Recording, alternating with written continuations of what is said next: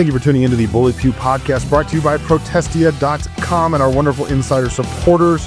I have very little time for this Bully Pew podcast, so we're going to get right to it. It is August 26, 2026, and we are watching G3 Ministries close up shop, it looks like.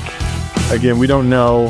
They're being very coy about things. Saw recently posted on Twitter, we're going to close the Twitter account at 9 a.m. or they gave us some sort of a time frame. Like, why didn't you just close it? That seemed weird.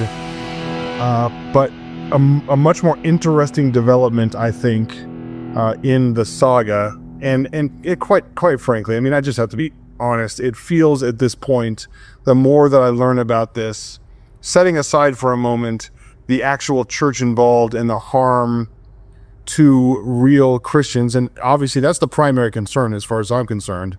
But if we could set that aside and just look at it at face value, it's more and more looking like a bunch of eighth graders fighting in the schoolyard. It's become so ridiculous, and the way that people they've been coy about it.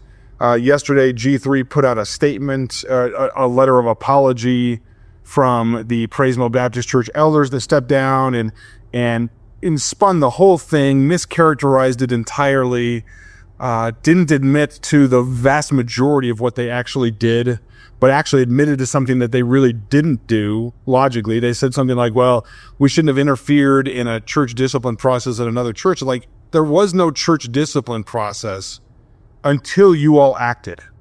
That's ridiculous. You tried to destroy another pastor and harm his church. I'm not sure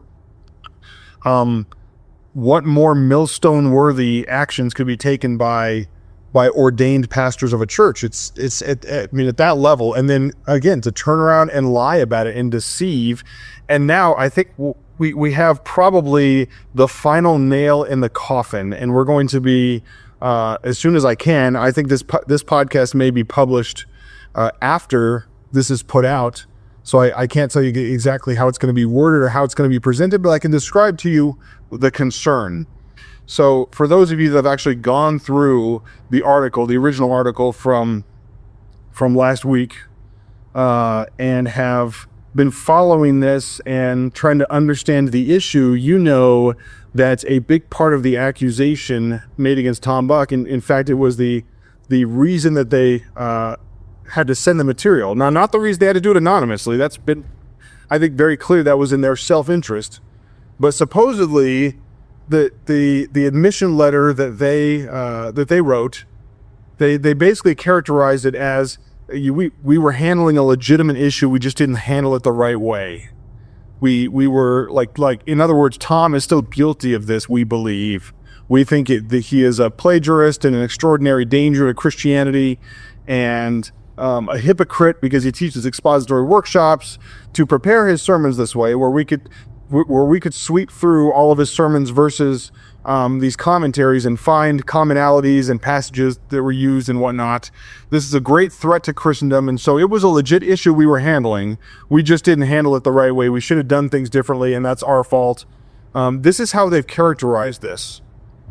And wouldn't you know it, lo and behold, a similar process done, in fact, the same process done with these men's own sermons, finds them every bit as guilty as they claim Tom Buck is. Yes, that's right, ladies and gentlemen.